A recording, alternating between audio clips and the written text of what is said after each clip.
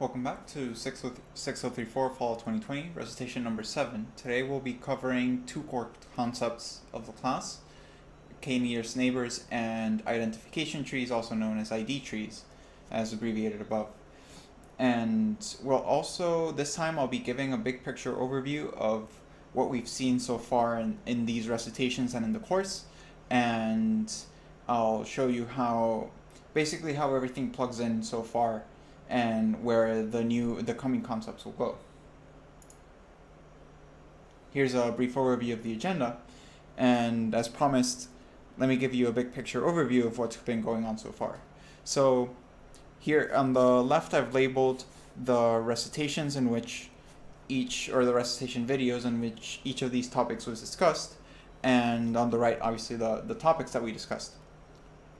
And I show you this because the 6034 is divided more or less half and half between and this later half we're now talking about supervised machine learning methods, and the previous half we were talking about models of problem solving and models of inference, but it's a little bit more subtle than that. So the first three recitations we could say are models of problem solving.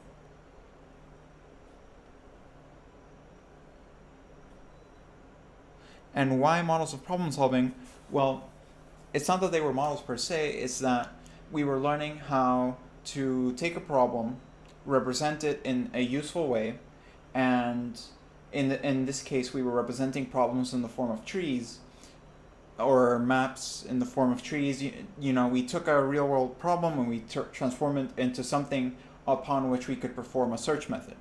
Hence why the first three core topics of the class were all about search. Basic and optimal search, adversarial search in the case of games, and turning constraint satisfaction problems into DFS, DFS plus forward checking, etc., etc. Then came rule-based systems, where the part about search became a little bit more obscure, but even then we still used search. When talking about particularly backward chaining, we were still using DFS, albeit with some exceptions in the form of short-circuiting, but we were still using search. But rule-based systems and Bayes nets now fall in what we will call models of inference.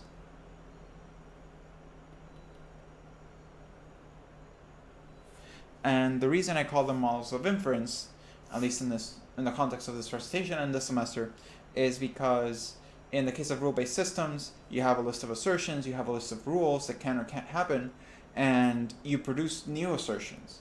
So you're inferring new information from what you already know. And because everything is set in stone, as in the rules are set in stone, the assertions are things we know to be true, and we produce new things that we know to be true, we call this, or I'm calling this, reasoning under certainty. So we are certain of the things that we are doing and of the logical steps that we are taking in order to get to a certain conclusion. In the case of Bayes nets, we're reasoning under uncertainty, hence why we introduce probabilities into the equation, and why the need for data, evidence, and the Bayes equation, of course. But Bayes net also served as an introduction into supervised machine learning, which is going to be the remainder of this course. Oops, it seems I've forgotten how to write.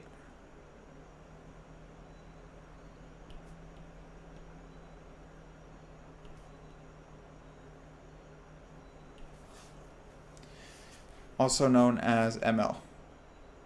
Also known as a tremendous buzzword. So if you put on your resume that you took a machine learning course, aka 6034, not a machine learning course, but we covered machine learning, then I make no promises about the jobs that you might get or not get. So now that that's recorded and I'm liable, let's move on to an explanation of what supervised machine learning is. And for the record, this is not a financial advice nor career advice in any way. It's meant only for comical reasons. Okay, so supervised machine learning. Supervised machine learning roughly summarized, what happens is you're given data, and then you use that data to make predictions. And of course, I'll clarify what I mean by data and what I mean by predictions. So let's say you have data represented in the form of a set of features. And those features are x1, x2, x3, x4, all the way to however many you want. I'm going to say there are xm features.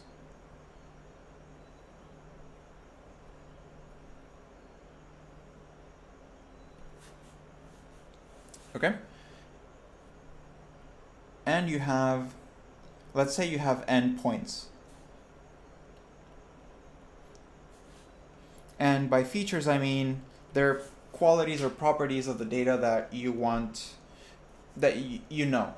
For example, I believe the example in lecture was discussed about vampires. And let's say you're trying to determine whether your friend is a vampire, and you have multiple data points, and you take me in your data, and perhaps one feature is I have pasty white skin, I have long hair, and I have an overgrown beard, and I don't eat garlic. Well, you might say, according to this Hector is a vampire, or you might say he just plays too much Magic the Gathering, which is the actual classification. So let's say these are training points.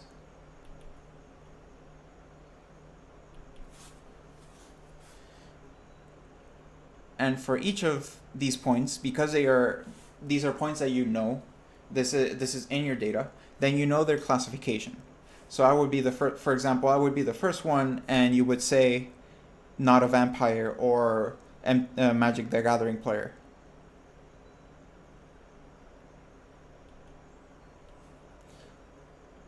So you have y1, y2, y3, all the way down to y of n, because we have n points. So you have all this data, and once you have all this data and you process it in a meaningful way, you suddenly come across a new point. And this point has a set of features.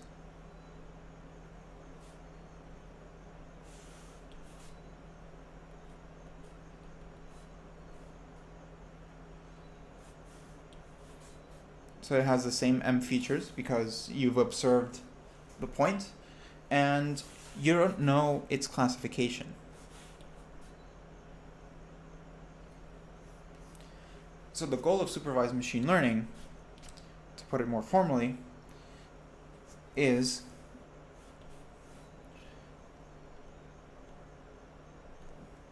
given data points,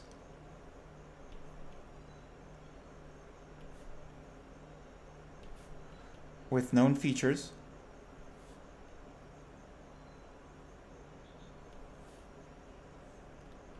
x1, x2, all the way however many features you want or you have, and important, a known classification. This is what makes it supervised machine learning.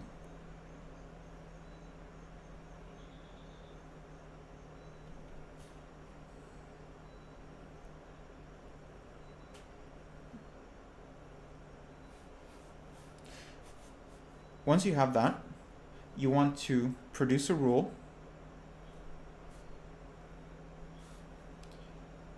to classify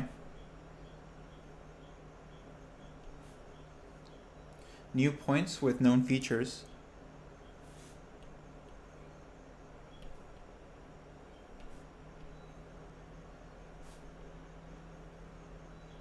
but unknown classification.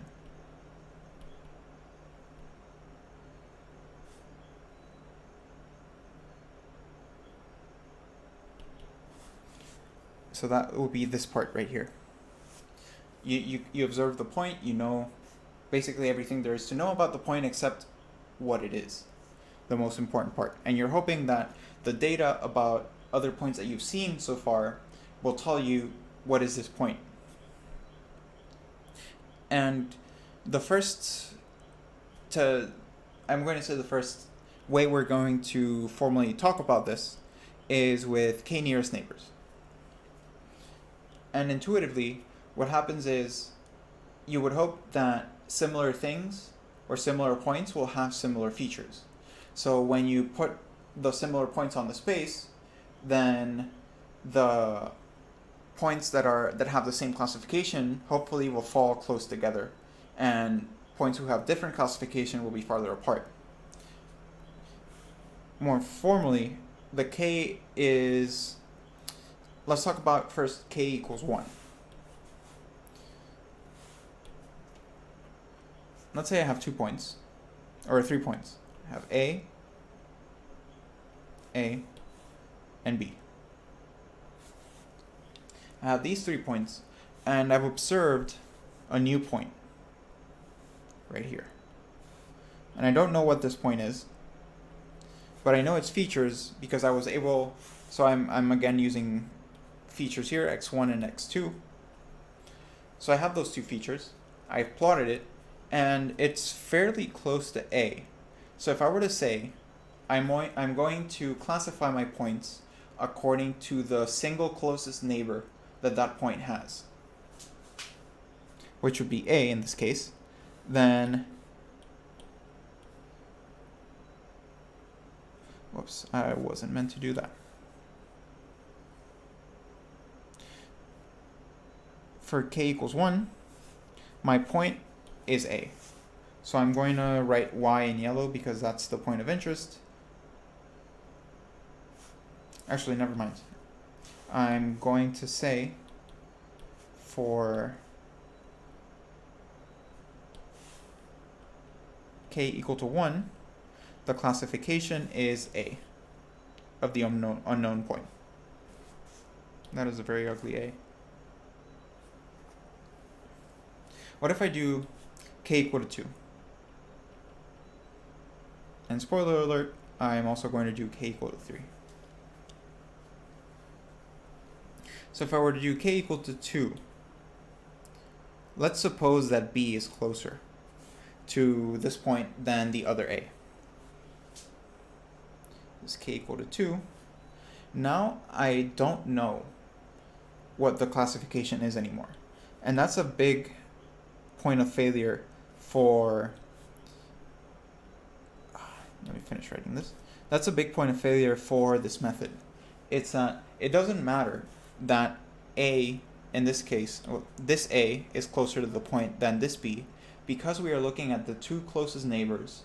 A is one close neighbor, B is another close neighbor, and I have the same amount of, as in I have 1A, 1B, which means I am undecided, and distance does not play a measure in the way that we're discussing it here. Distance does not play a role, because we've already determined that these 2 points are the neighbors. For k equal to 3, we no longer have that problem because we now have a majority vote, and the 2 A's win over the classification. So conceptually, that's what happens. When we use k nearest neighbors, and what we're doing is, according to where the points are in the different classifications and the training data that we have, or in the data that we know and whose classifications we know, we're dividing the space into regions, and new points that fall into those regions receive the classification of the region. More formally, let's tile up the space and draw the regions that I just spoke of. I've already written up the instructions or the steps in order to do so. So the first step is to draw a light edge between the points of different classes. So I'm going to draw this edge and this edge. And now I'm going to add a perpendicular bisector to each of these light edges.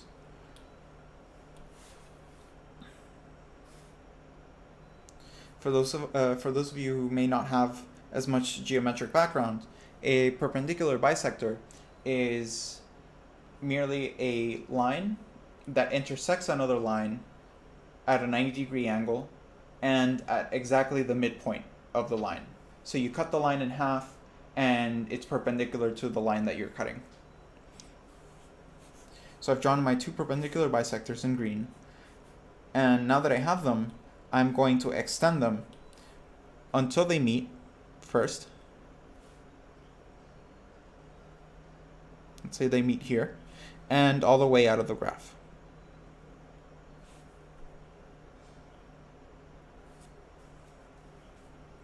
All right, now that I have that, any new points that fall into this region, I will say they are B, and any new points that fall into this region, I will say they are A.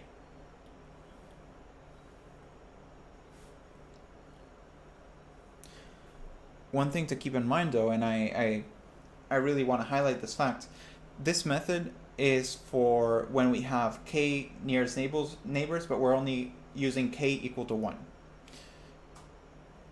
Drawing boundaries on a space for k when k is greater than 1 is much harder to do on paper, certainly by hand, and it's outside of the scope of what we do in 6034. So if at least within the context of 6034, if you see such a problem and we ask you to draw the decision boundaries, it is implicit that it's for k equals 1, so 1 nearest neighbor. Okay, so this is a basic problem, but let's step it up one notch by doing this. We only had 2 classes in the previous problem, A or B. Now we have 3. Because we're classifying rocks, we have 3 different types: a sedimentary rock, metamorphic rock, and an igneous rock, and we know their features. We know their density and their hardness. And we're using those to partition the space in a meaningful way. So the first step, as in the previous slide, I'm going to draw light edges between each of these points with different classes.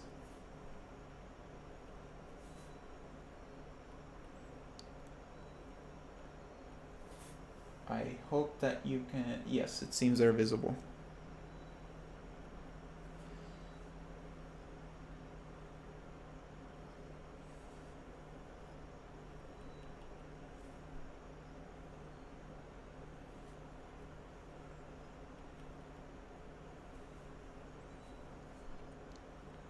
I could keep going and be extremely thorough, but you'll see that it's not necessary to connect all pairs of points, and you'll see why.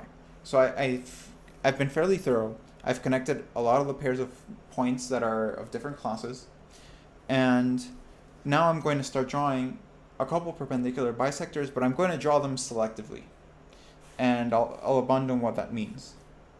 So, well, first, this metamorphic rock and this igneous rock are extremely close together. So there's the decision boundary must be somewhere in between them. So there's definitely a perpendicular bisector here.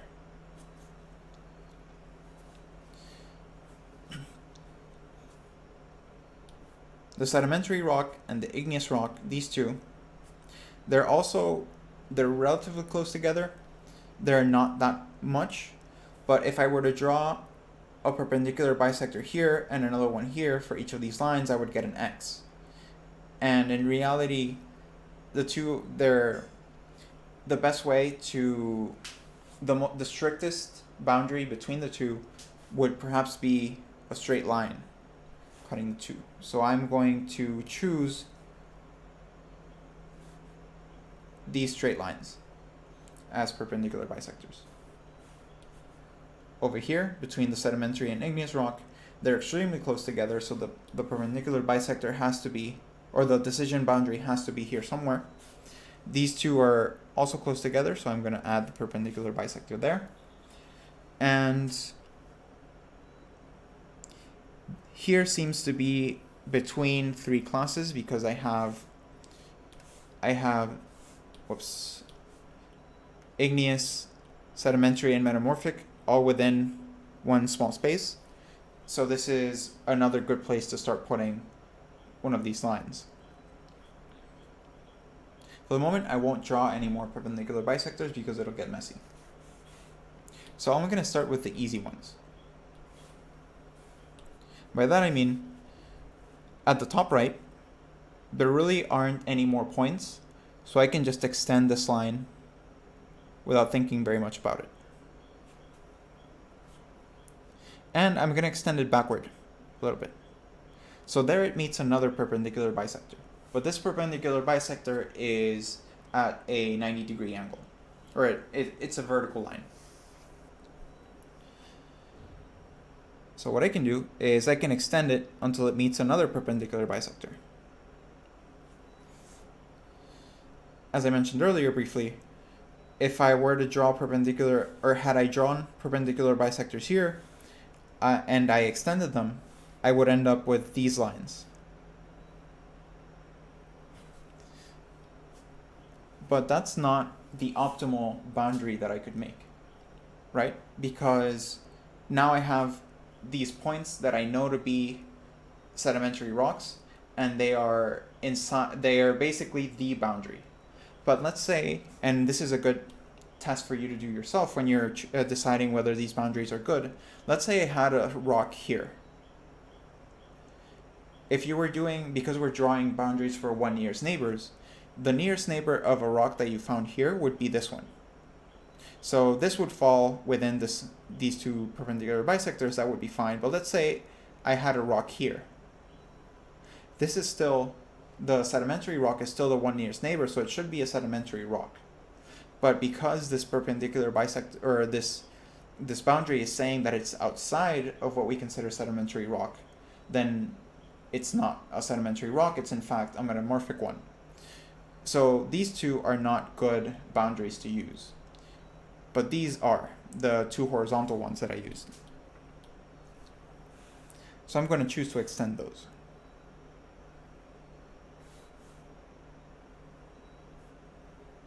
Until it meets that perpendicular bisector.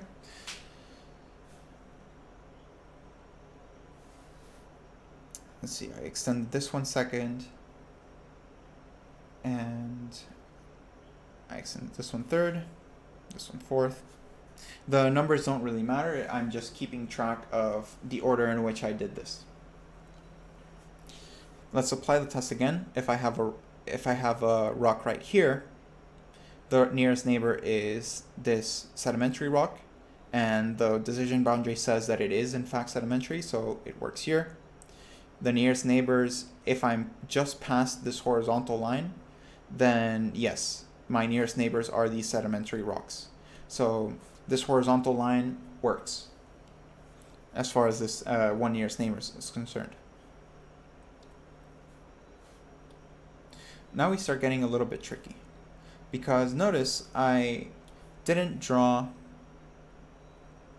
this perpendicular bisector, or I didn't draw that edge, and I didn't add, I believe this would be more or less perpendicular to that edge. Well, now it's added, so we may as well work with it. There's also this one to take into account.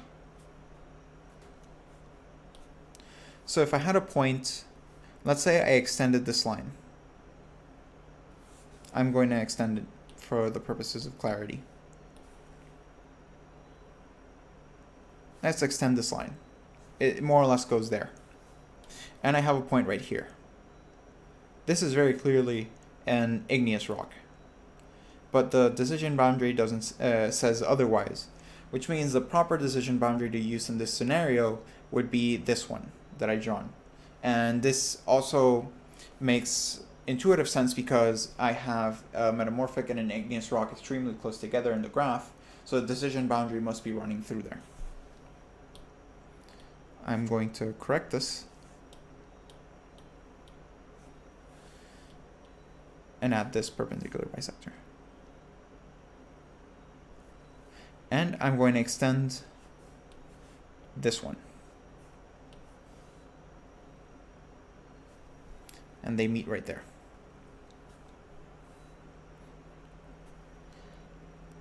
I'm going to continue extending this perpendicular bisector all the way to there. And now this would be the final graph. Let's see, order of operations. Let me pop back up the queue. I extended it upwards, so this was 5, this was 6, and this was 7. So you may be curious, what about this one? So this perpendicular bisector influences the trajectory of this one, but much further off the graph. So let me quickly add it here. So what would happen is the slope would change. Just slightly, like that. And the reason being that if I had, I'm going to add it in red. Let's say I used only the original perpendicular bisector, and I had a point right here. This point is actually closer to the square, in particular to this square, which is the metamorphic rock. This metamorphic rock, which is the one that's causing this boundary, this perpendicular bisector. So this perpendicular bisector is between this metamorphic rock and this igneous rock, and it's the one that's cutting here. So if a point falls here, it's still behind the perpendicular bisector of the metamorphic rock. So it would receive a classification of metamorphic, which is why we alter the trajectory just slightly to include the influence of this last perpendicular bisector. And here's where I say there are many mathematical arguments that can be made, and you can calculate distances for each of these points and calculate the regions mathematically. However, the necessary background and the material that you would need in order for me to give you the tools and show you how to do so is far outside of the scope of 6034, which is why we rely on this unfortunately very intuitive and very eyeball approach. But if you use the test of, if I have a point right here, what's the nearest neighbor, what's the classification, does my boundary agree with this classification, that is a very good test to see whether your boundaries are in the right direction or they aren't. So now that we've discussed more or less the order of operations and intuitively how would you go about drawing such a graph or such boundaries, I want to clarify that all of this we were doing using Euclidean distance, because this is a Cartesian graph and we were doing all sorts of distances diagonally, horizontally, etc., etc. And in reality, we're not obligated to just Euclidean distance. Whoops, I'm getting ahead of myself. I'll comment more on not being obligated to Euclidean distances in a couple minutes, but first I want to give you an example of exactly why K matters. In particular, what are the effects of choosing inappropriate K. So here I'm providing you a series of points. You have 6 A's, 5 B's, and you have an outlier. What we refer to as an outlier is when you have a set of data, typically it follows, if you don't understand what this term means, don't worry too much about it. If it's sampled from the same distribution, then what that means, now that I realize, if it comes from the same origin, your data, let's say your students, you're taking data on students, if you take them all from the same classroom, they're going to have certain regularities, for example, the same uniform. But an outlier is a point whose classification does not respect the regularities of the data. So a student who has an odd uniform in a classroom. So I have this data classified properly. I have B, who's an outlier because it does not follow the regular pattern, but we can intuitively see that anything that falls in this cluster should be A. And let's say I have an unknown point right here, and I'm performing k nearest neighbors with k equal to 1.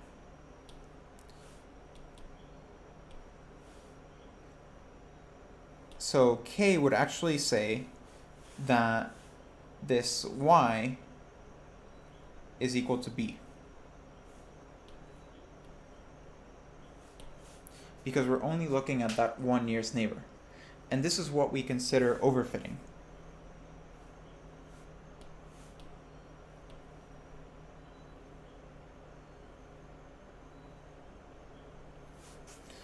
And a more formal definition of overfitting is we are so sensitive to the patterns in the data that we assume that outliers are also meaningful patterns in the data. So by outliers, I mean also noise. So we are sensitive to the noise, and we are likely to predict that this noise is also acceptable for new points. And our choice of k will make us, choosing a larger k will make us steer away from this sensitivity to noise, because we're relying more on the mass of points around it rather than just this one single point that happens to be next to an outlier. Or this outlier that happens to be next to the point of interest. So let's up the ante and say that k equals 3. So this is actually okay, because k equal to 3 means that I more or less have these three, 1b and 2 a's, and the majority a's are overruled the b. So y is equal to a, and let's assume that that is the real classification of this unknown point, and that's all fine and dandy. And so if we continue this pattern, we upped k, which means we took in more data into consideration, which means, and we got the correct classification, which means greater k is more better. So let's up k all the way up to 11, and we have 11 points. And y is still equal to a. It's still equal to a, but for the wrong reasons. We're now looking at every single point in this space, and we have 5 a's, 4 b's, and the majority of the neighbors are a, so it's a. The problem is,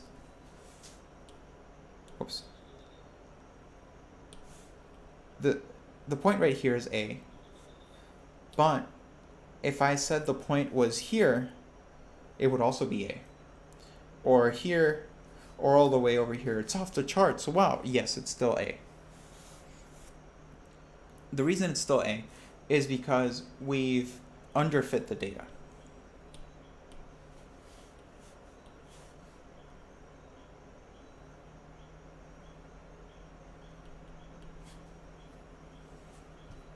So by underfitting, we've taken in so much data into account. We've smoothened all the regularities in the data to the point that only the majority class in the data is the one that's meaningful.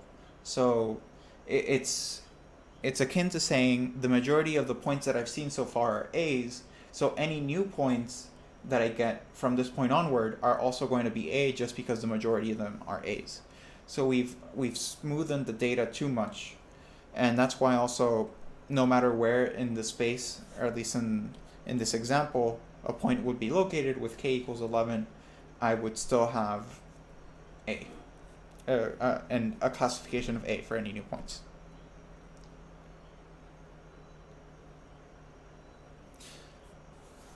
One method that is used to find the number k is k-fold cross-validation.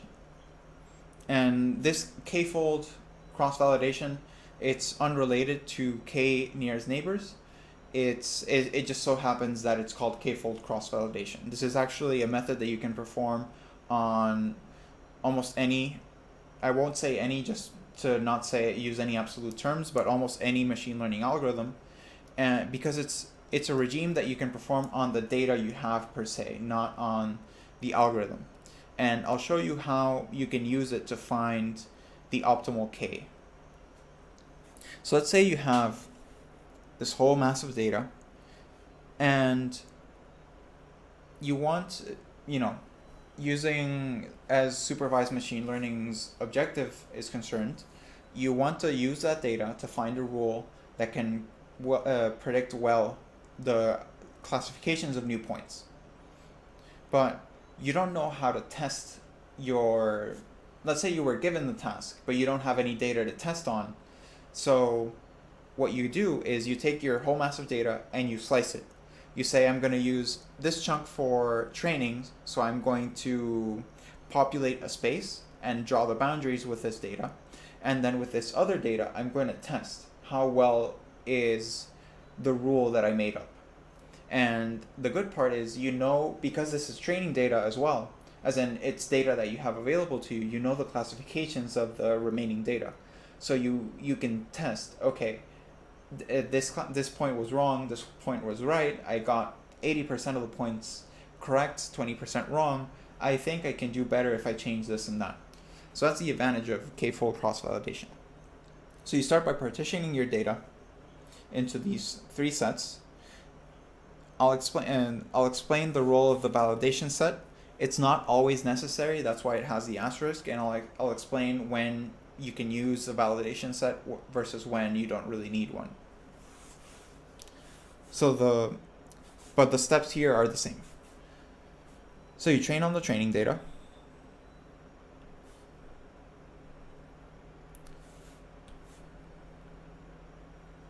And I know it's redundant, but I think the emphasis is well warranted.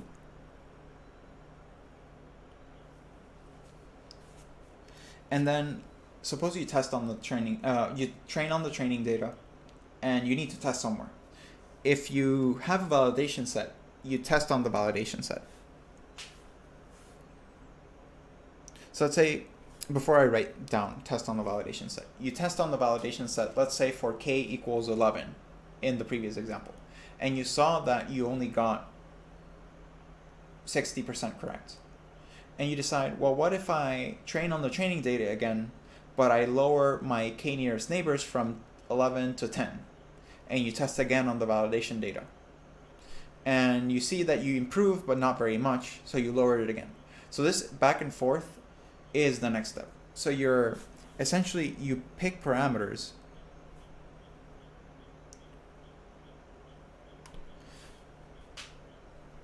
that maximize performance on the validation set.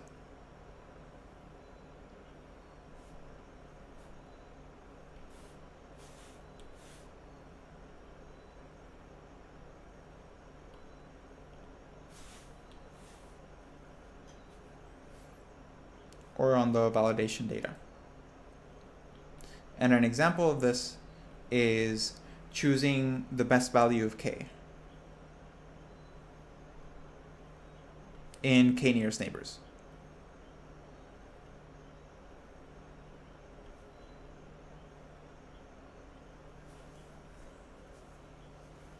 Okay, and let's say you did this 10 times and you found that k nearest neighbors with k equal to 5 is the best, that it got you the best performance.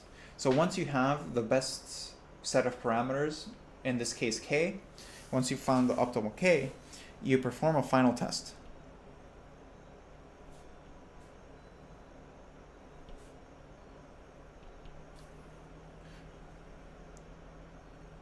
Obviously using the best parameters.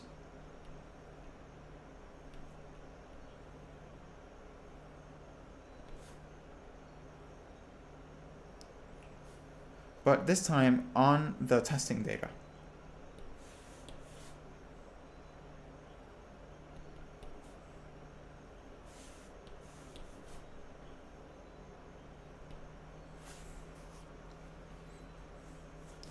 And then you, just to name the last step, you repeat k times. And when I say k, I mean that's why this is k-fold cross-validation.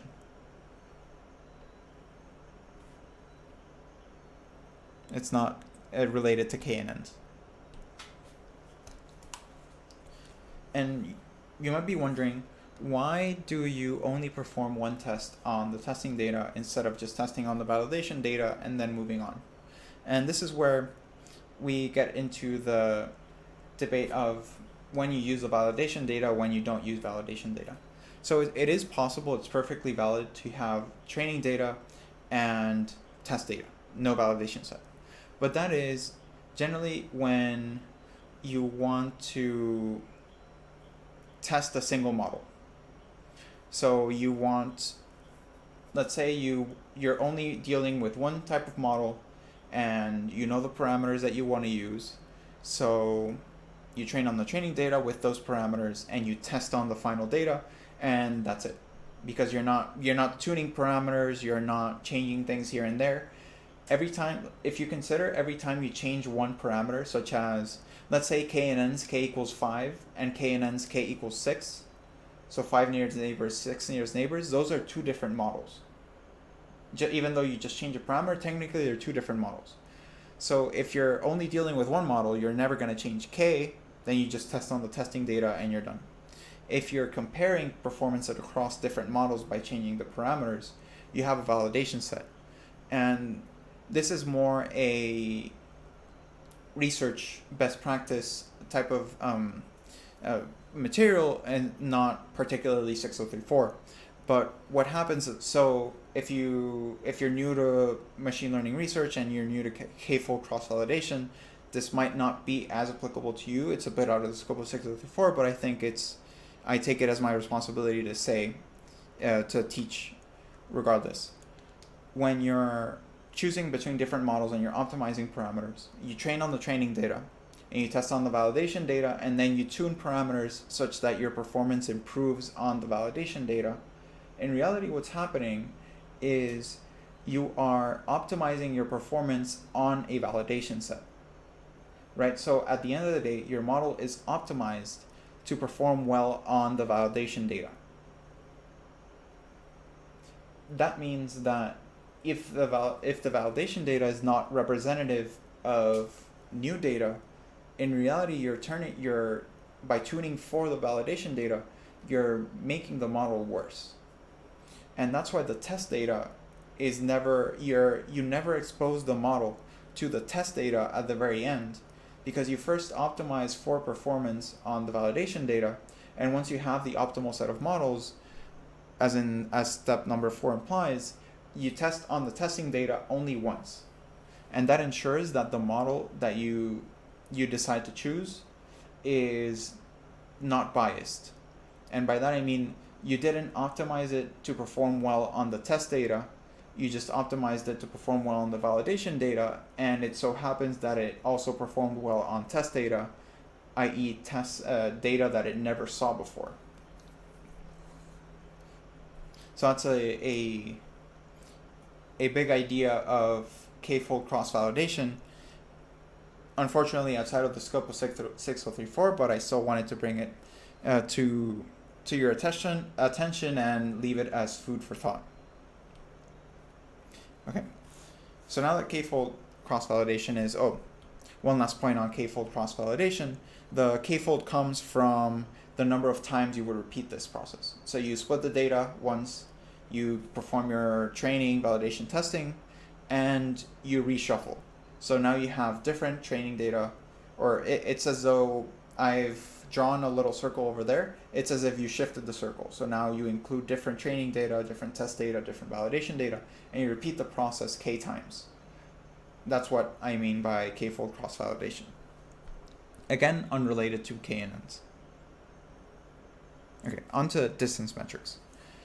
I started getting ahead of myself, unfortunately, earlier. So the boundaries that we were drawing, implicitly we were taking into account Euclidean distance. So what's the difference? The distance, what's the length of the line connecting these 2 points? The length of the straight line connecting these 2 points. A little bit more pardon me, a little bit more formally, Euclidean distance is based on the Pythagorean theorem.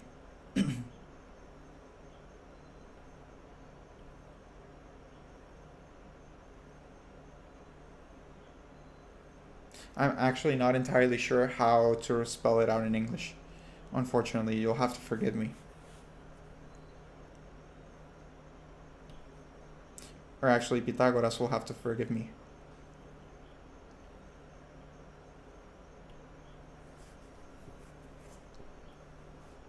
Okay, and let's say I have a right triangle with sides A, B, and C. What it says is the length of the hypotenuse of this right triangle, or the square of the length of the hypotenuse, is equal to the sum of the squares of each of the two sides. And it's no coincidence that then the Euclidean distance is the square root of the sum of each of these features.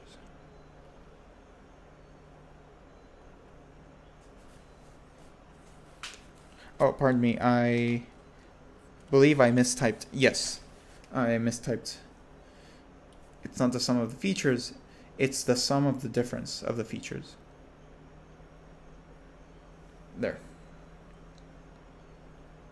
So you take the first dimension, or the first feature of one vector, the first feature of another one, you subtract that, you square it, and then you sum it to the next one. Because here C is equal to the square root of A squared plus B squared. What is happening is I'm drawing a line perpendicular to one of these two vectors, and it connects to the other vector.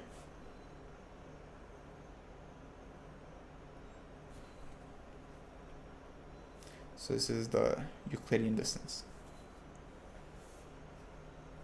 So this is the term distance that we often refer to casually and that we were using so far in the KNNs examples, k-nearest neighbors examples. Now let's move on to another one. We call this one Manhattan distance. And excuse me 1 second for me to get water because I feel my throat getting dry.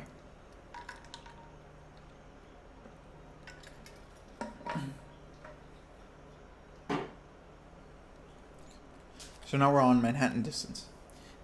In this one, visualize many city blocks, and you're thinking, what is the distance for one person to walk from that person's house to the local bakery?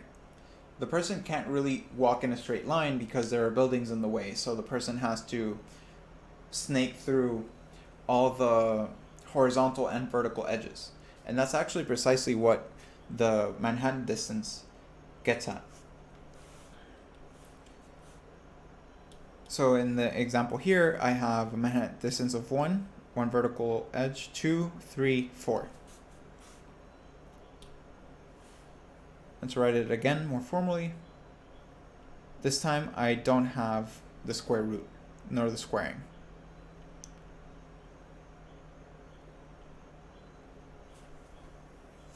This should be an I. It's just poor penmanship on my part.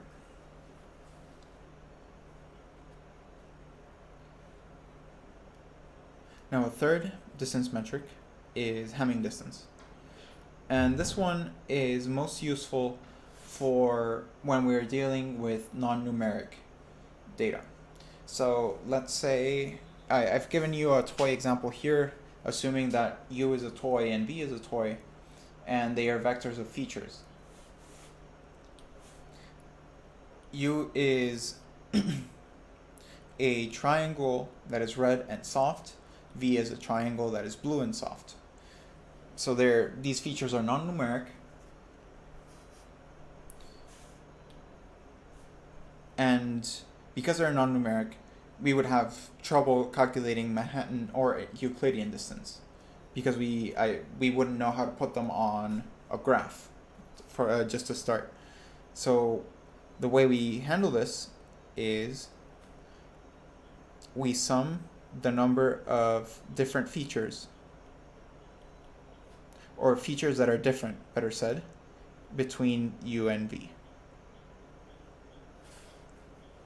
To make it more clear, in this example, Manhattan distance, not Manhattan distance, Hamming distance.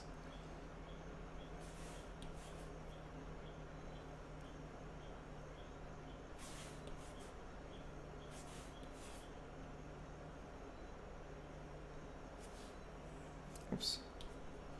Between the Hamming distance between u and v, it would actually be 0 because they are both triangles, plus 1, and because one is red, one is blue, so that feature between the two is different, plus 0 because they are both soft. So the Hamming distance is actually just 1. It's a fairly simple concept, and it helps when we are dealing with non-numeric data and we want to find distances between non-numeric vectors. And finally, we have cosine distance. And cosine distance is useful when we care more about the ratio of the features rather than the features themselves. And I'll explain what I mean shortly. Let me give you the equation for cosine distance. Those of you who have strong trigonometry backgrounds, you may know that the cosine distance between, or the cosine of two vectors tells you the projection of one vector onto another one. In other words, how similar are two vectors. But because we're not interested in how similar, but how far apart they are, we're not doing simply the cosine of theta, or the angle between the two vectors. We're using 1 minus the cosine of theta.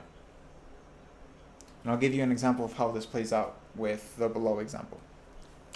Here, theta is this angle, the angle between the two. A little bit more formally, this would be 1 minus the dot product of the two vectors divided by the magnitudes of both.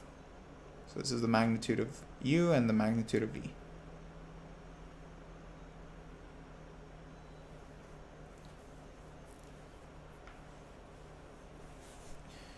Okay, so let's say, in this case, let's say theta is 0.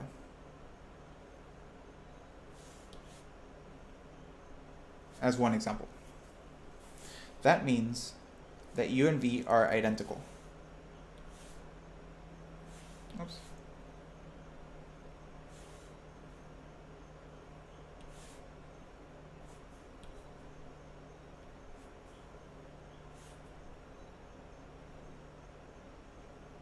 Well, not necessarily identical. It means that they run on the same line. So it could look like this.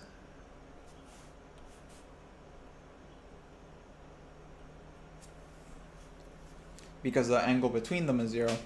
And what the cosine distance would say in this case is the following. Cosine distance between u and v. I'll spend all night changing colors if I color code absolutely everything. You'll have to forgive me. Cosine of 0 because the angle is 0. The cosine of 0 is 1. So I get 1 minus 1, 0. There's no distance between the two, even though they are two different vectors. And that's why that's what I meant by the ratio of the features. They have essentially the same features, or the same general features, but in different magnitudes. So I'm trying to think of an example off the top of my head. If we were to quantify color, perhaps both of these are red triangles, but one is just more red. So it has a higher, in the RGB scale, it has a higher R than the other one. So they're both red. That's why they have a cosine distance of 0, but that's why one has a larger magnitude. And it still gives us a cosine distance of 0. And now the opposite is also true. Let's say theta is equal to 90 degrees or 270 degrees. which means, in other words, u and v are perpendicular.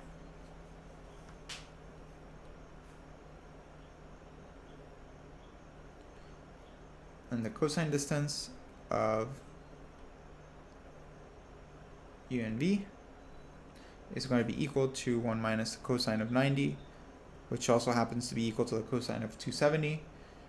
That's equal to 1 minus 0. That's equal to 1. So when they're perpendicular, there's a cosine distance of 1, and you can imagine that they are very different in this case. Maybe one is red, one is blue.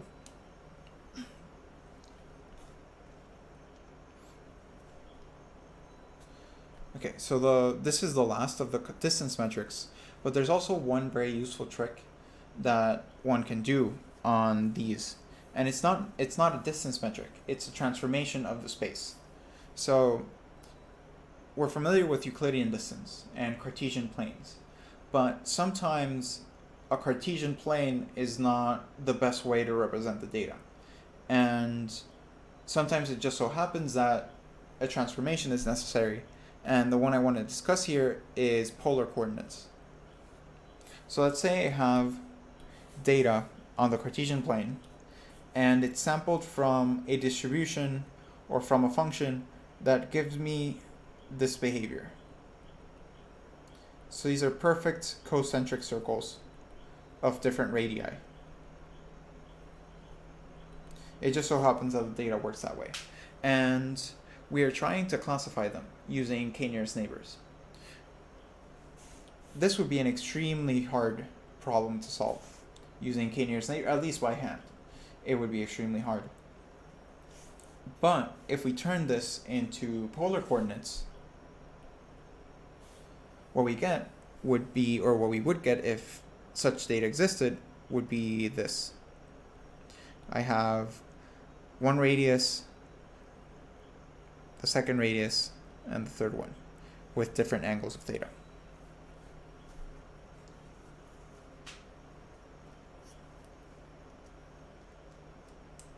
So even if it's not exactly what would happen, the concept that I want to give to you in this example is, and it doesn't necessarily have to be polar coordinates, is often maybe not changing the distance metric. And by the way, distance metric is a parameter that you can tune for KNNs, choosing a distance metric. But it's perhaps changing the way you're looking at it, representing it in a different way.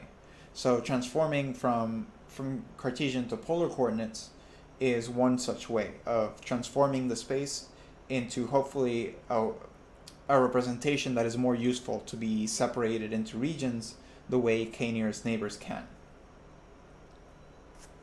Okay, this is the last that I'll be covering on k-nearest neighbors. I'm going to move on now to identification trees, aka ID trees, or I believe they're referred to as decision trees as well. Give me 2 seconds again for me to grab some water.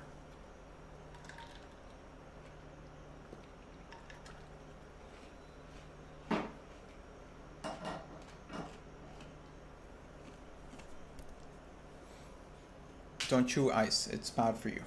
Do as I say, not as I do. Okay. Where was I? ID trees. Yes. So we have to ask ourselves, we have data, and we have a bunch of features. I'm referring to the example at the very beginning of the recitation where I have x1, x2 through xm. And we have to ask ourselves, how well do those features predict the outcome that we want? That's the first question. Oops, I'm still in gray.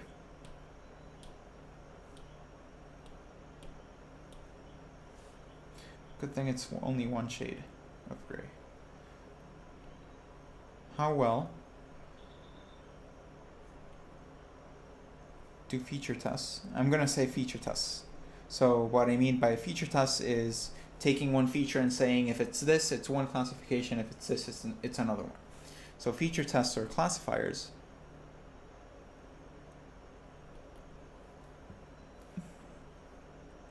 it would be redundant if I say classify, but I'm going to be redundant in this case. How well do these feature tasks for classifiers classify the data?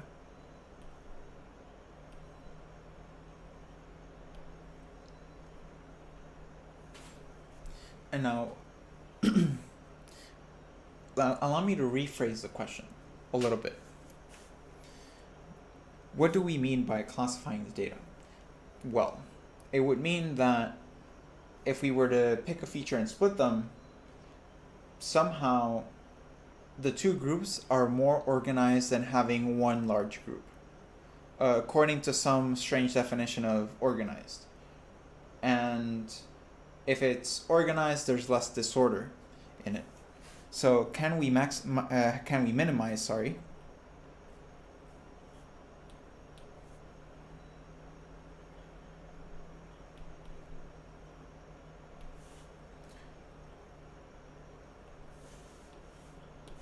the disorder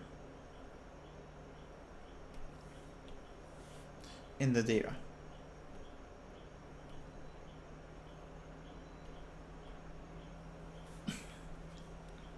And disorder, if it wasn't apparent by my use of red, is going to be the keyword.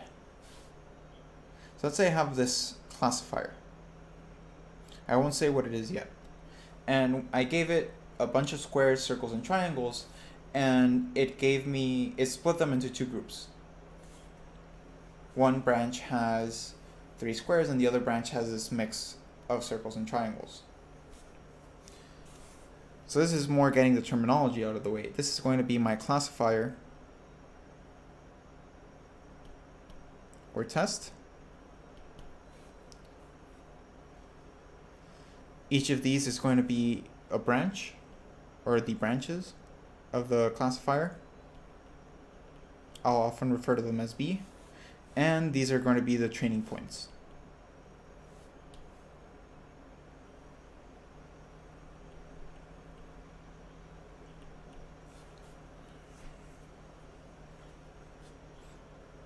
Okay.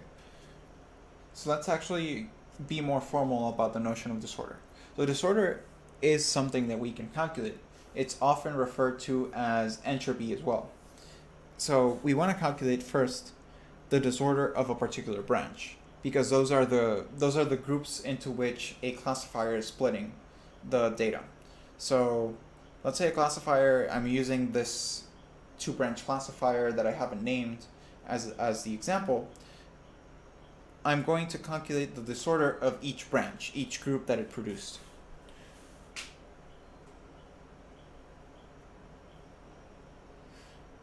Okay, so let's start with this one. Or I'm not actually going to calculate it. I have an example in the coming slides, but just to highlight that this is the disorder of a particular branch.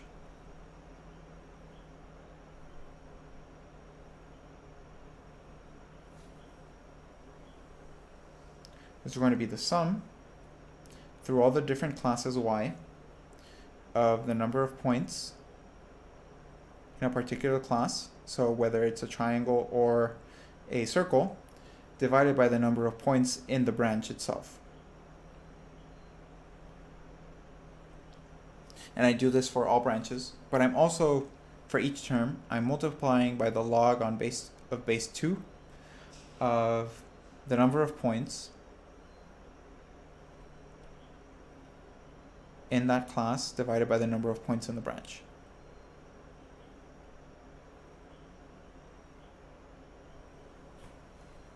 I'm already rounding the hour with this video, so I'm not going to work through the example. I'm going to just refer to the example on the next slide. So as in not calculate the disorder for this branch. And a quick key for help, B is that branch, and then Y is the classification. So in calculating the disorder of the branch that I highlighted, I would have a term that is number of circles divided by the number of total points in that branch times log base 2 of number of circles over the number of points, and then I would have plus number of triangles divided by number of points times log base 2, number of triangles divided by number of points, and then everything negated. And the reason we're negating it is because we are taking the logarithm of numbers less than 1, so we get negative numbers. By negating them, we get positive numbers. Okay. So let's say I know the disorder of each branch. I calculated it for the circles and squares. The circles and triangles branch, and I calculated it for the squares branch. Now I can calculate average test disorder.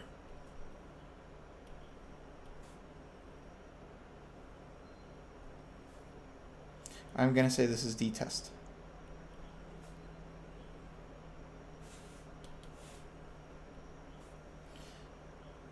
And what I'm doing is in reality, I'm just averaging the disorder of each branch according to a particular weight. So I'm going to first divide the number of points in a branch, or in that particular branch, by the number of points across all the branches, so the number of points that were given to the test.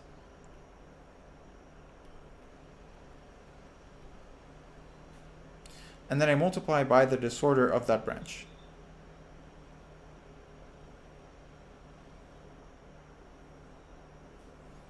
And what it does is, branches that have more points have more weight. So let's say a branch that has 2 points has classified them perfectly, so it has a disorder of 0, but then a branch with 20 points has a very mixed bag. It has 50-50.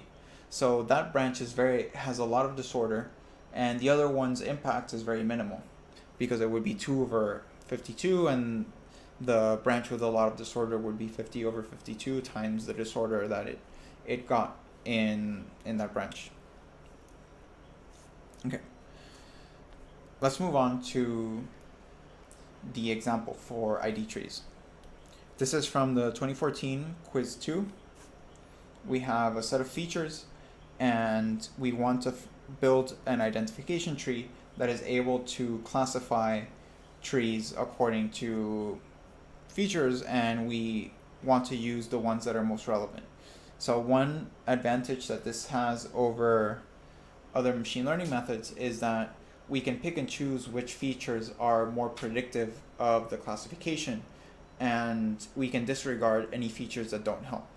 And an example of this is with this has leaves branch. Or this has leaves feature. If I were to draw the branches for this, it only has one branch for yes. And the result is oak, oak, oak, maple, maple, maple. Because obviously both oak and maple trees have leaves, so this is the final classification that this will give me. And let's calculate the disorder.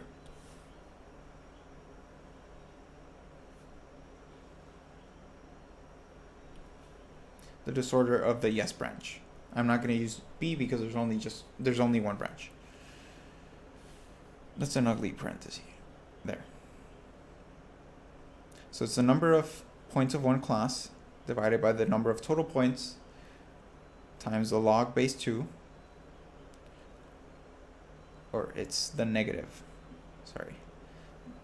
times the log base 2 of 3/6 plus, again, number of maple trees divided by the total, log base 2 of 3/6. And this is actually equal to 1. So it's total disorder in that branch. And it's no surprise that the average test disorder works out to be 1 as well.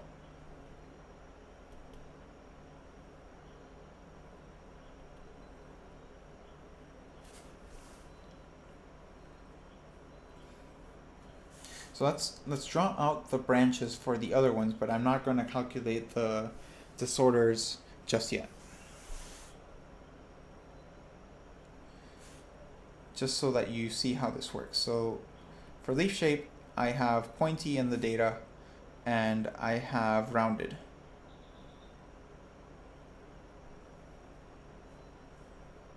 I have oak, oak, maple, maple, maple, and then one oak tree with rounded leaves.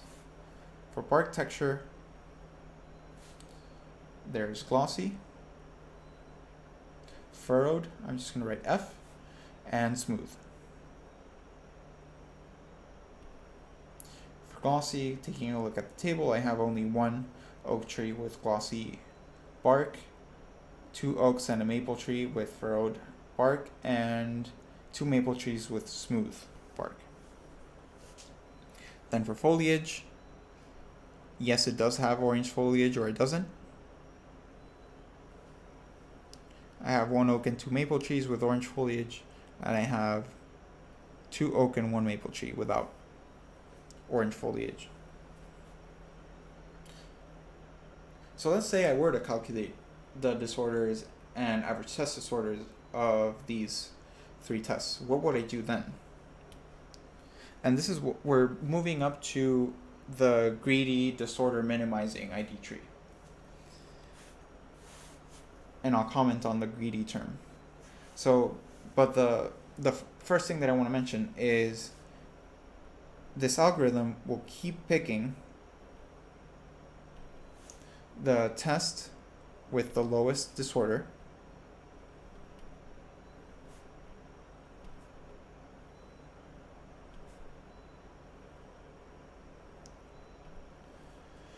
until all the training data are classified.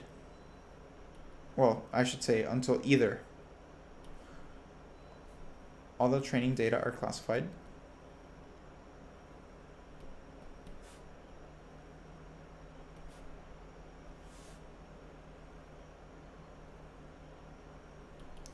or there are no more tests.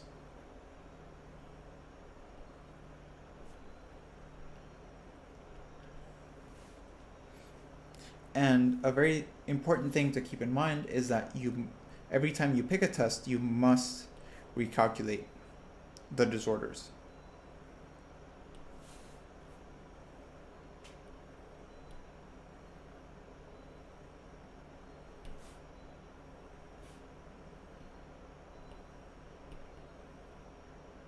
And I will show you why that is important. I promised to comment on the greedy. The reason is it's similar to hill climbing. If you remember from the optimal search recitation, it's even though it always chooses the best option at that time step. In the case of hill climbing, in the case here, we always choose the test with the lowest disorder. It's not necessarily optimal. It might seem that way, but it's not guaranteed to give you the optimal choice, the optimal decision. Or in this case, it won't produce the optimal decision. It's not guaranteed to produce the optimal decision tree. Oh. Sorry, there was a mosquito right there and it was distracting. Okay, so now that we've cleared up the greediness of this approach, let's actually now go and calculate the disorder for each of the tests. I've removed the leaves, or the has leaves feature test because it was entirely useless, and we'll only be basing our calculations on these. Okay. So I want to start with this at the top with the rounded branch.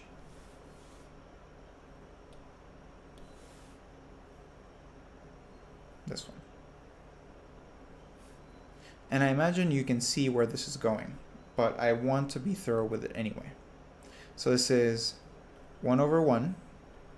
There's one class and 1 point in that branch, times log base 2 of 1 over 1, which is just 1. The logarithm of 1 is 0. So there's no disorder in that branch. And I'm going to use this because I can see that intuitively it makes sense. A branch that is homogeneous, i.e. that all the points are of the same class, means that branch is it has no disorder. It's entirely classified. So I'm going to go ahead and say this has a disorder of 0.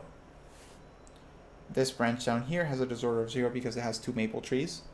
And the single oak tree over here also has a disorder of 0. Now I want to calculate this branch. So this is going to be the negative of 2/5 because I have 2 oak trees and 5 total trees. Log base 2 of 2/5 plus 3/5. Oops. Log base 2 of 3/5.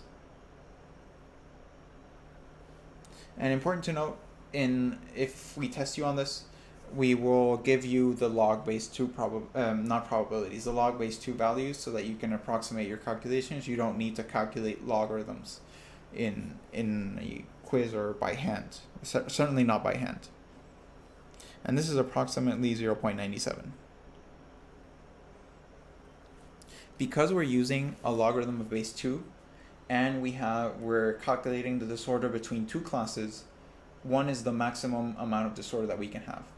If we have 3 classes and we still use logarithm base 2, then it can change. But if we're calculating the disorder of of data where only 2 possible classifications are, where there are 2 possible classifications, if we use log base 2, then the maximum disorder is 1. Okay, so I have that, and now I'm going to calculate the average test disorder for a leaf shape. I'm going to abbreviate it to average disorder.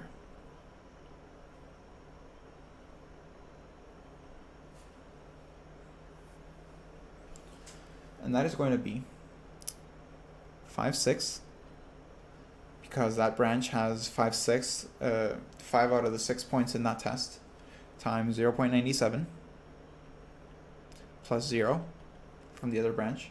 So the average test disorder of leaf shape is 0.84, approximately. Let's go to bark texture. As you can see, I've already calculated the disorder for those 2 homogeneous branches. We can, from inspection, see that it's 0. Now let's calculate this furrowed bark texture disorder. The negative 1/3, 1 point out of 3, log base 2 of 1/3 plus 2/3, log base 2 of 2/3,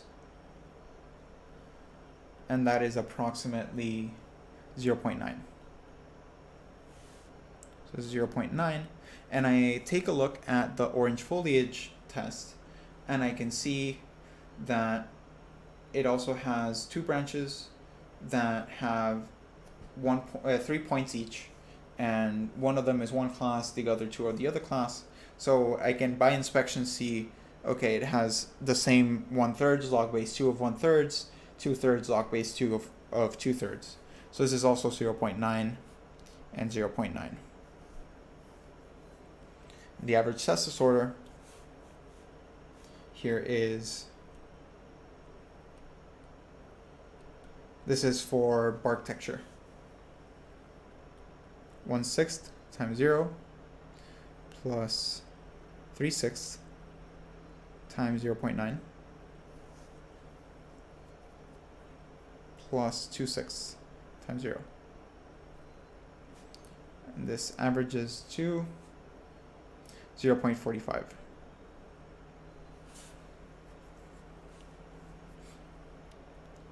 The average test disorder here is, my allergies are starting to act up. That's how I know I've been recording for a while. 3/6 times 0.9 plus 3/6 times 0.9. I know we could have eyeballed it, but I wanted to show the calculation regardless. So this is, unsurprisingly, approximately 0.9 average test disorder. Okay, so let's take a look. First place is bark texture. It has the lowest disorder. Then we have leaf slope with 0.84 and 0.9 for orange foliage. So let's choose bark texture, and what's going to happen is I'm going to use bark texture, and then I need to find some way to classify the points that are still not classified. Okay? So let's say I chose, this is my stump, the beginning of my identification tree. And I have the following points that still need classifying. I need a new test for these.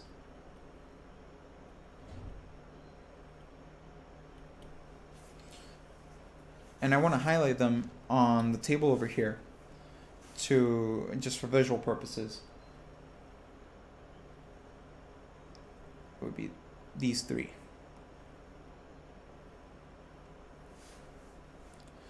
And now, because I only want to classify those 3 points, those are the ones that I'm going to give to the leaf shape and the orange foliage testers. Has leaves is still useless, so I'm only going to test those 2.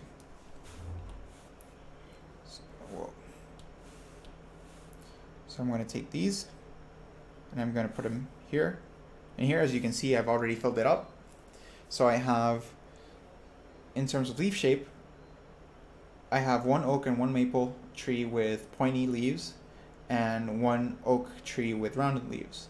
But then take a look at what happens down here with orange foliage. So I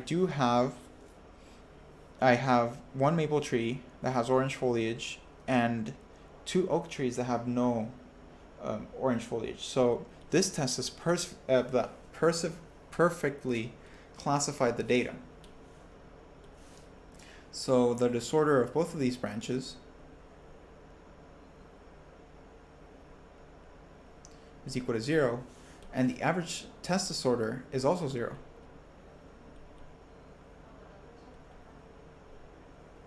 Yet, I don't even need to calculate the one above, because here I have 1 oak tree, 1 maple tree, which means the disorder of this branch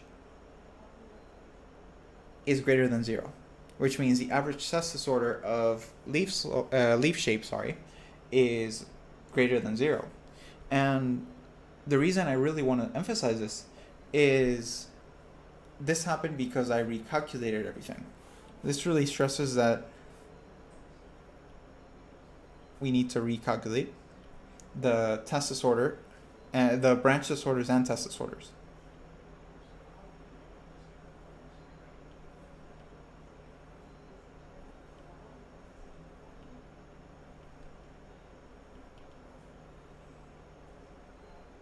With the remaining data that still needs to be sorted.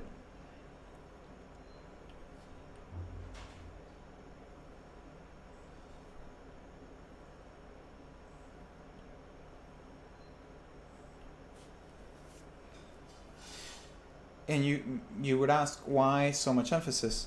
Notice that in the previous slide,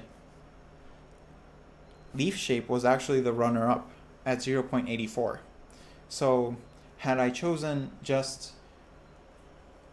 said, okay, bark texture is because I'm doing greedy ID trees, I'm going to first take bark texture and then leaf shape. I keep saying leaf shape, because leaf shape is the one with the second lowest disorder. Then I would have actually not classified the data entirely, because I didn't recalculate it. I recalculate all the disorders. I needed to take one, calculate everything again, and then I saw the change where suddenly orange foliage became the perfect classifier for the remaining data. As you can see, after adding orange foliage to this branch, all the data are classified, and I have a working ID tree. And then let's suppose I get some unknown tree, and it has furrowed bark,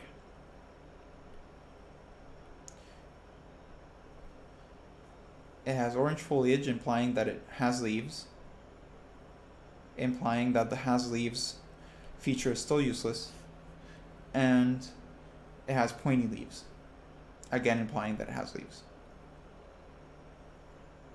Then all we do is we go to the ID tree, and we see bark texture, furrowed bark, and it has orange foliage, so it is indeed a maple tree.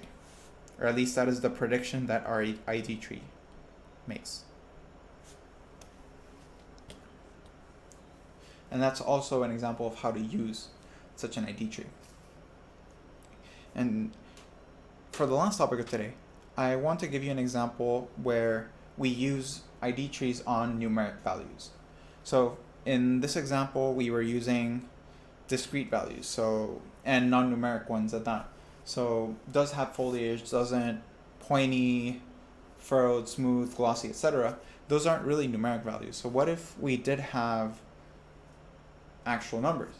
And the way we do it is going back to the stones example this way, where I've given you, in this case, I've provided some tests or some already an ID tree that will perfectly classify the data, but I want to highlight a couple things.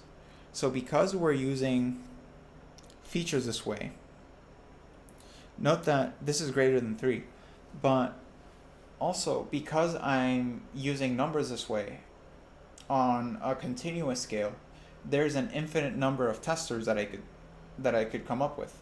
For example, I could have one that says density greater than 2, I could have one that says density greater than 1, density greater than 4, and so on and so forth until infinity, as well as less than, etc. So in this case, there is an infinite number of tests, and I want to find a test that accomplishes two things. Obviously, I want to perfectly classify the data, or classify the data as much as possible, but I want to use the fewest number of tests. That is an important concept, and I'll abundance a little bit more after I show you how these tests look. So let me first draw the boundary here for this test. So I have a density greater than 3. Because I'm only using one dimension in these tests, they're all going to be straight lines. So I find 3 on the graph. That's going to be my decision boundary. And let's go to the yes branch, which means greater than 3 yes. I'm going to now be looking at the top part of this graph, or anything that falls above the line. And so these remaining stones are then affected by this classifier. So it's recursive in a way. So decision boundary applied by that classifier in blue is then I need to go to hardness, find 4.5, and draw it only for the section of the space where density is greater than 3, because we've gone down that branch of the tree. And then for when density is not greater than 3, you have hardness greater than 3.5, and that would be approximately here. Please don't mind the less than straight lines. And these 3 tests have classified the data. And what does that tell us? So there is an infinite number of tests that I could have used because of the continuous nature of these numbers and these features, and yet there were only 3 were necessary. And this is getting a little bit into a very powerful concept, particularly in machine learning, which is called Occam's razor.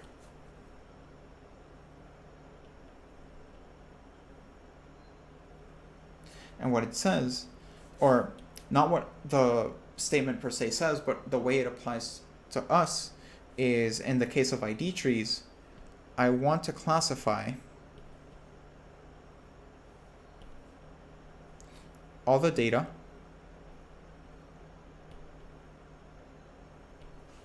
using the fewest number of classifiers.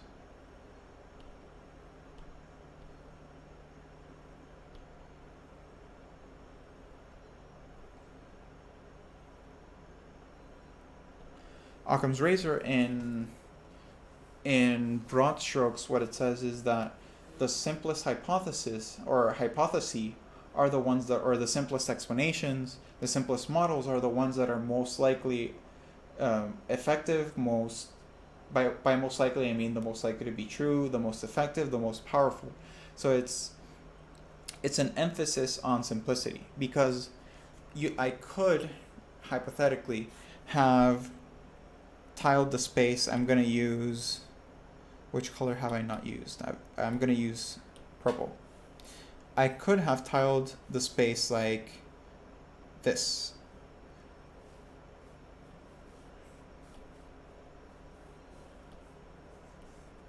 I could have filled the entire space with a bunch of jagged lines, and eventually gotten to a point where the jagged lines worked out in such a way that everything was perfectly classified.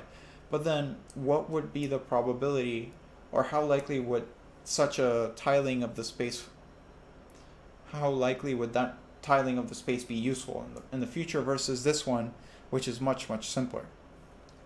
And in reality, and that's what Occam's razor gets to. It's that often the simplest hypothesis, or the simplest tiling of the space in this case, the simplest use of classifiers is often the one that's most powerful and most useful. And I think that is a very, very powerful idea to take home with you, in both in the context of machine learning and broader context of artificial intelligence and outside of artificial intelligence. And with that, I'll briefly recap that you've seen in this recitation a big picture of what we've discussed so far in 6034, and how we are now moving into supervised machine learning, which uses known data to create new rules for data that you haven't seen yet. And you've seen how many of these machine learning algorithms choose their parameters, such as distance metrics or the k and k nearest neighbors, using k-fold cross-validation. And you've learned of Occam's razor, which is probably one of the, I dare to say, pillars of machine learning and beyond, but don't hold me to that. But I think it's a extremely powerful idea, and one that you definitely should take home with you. And with that, I'll see you on the next one.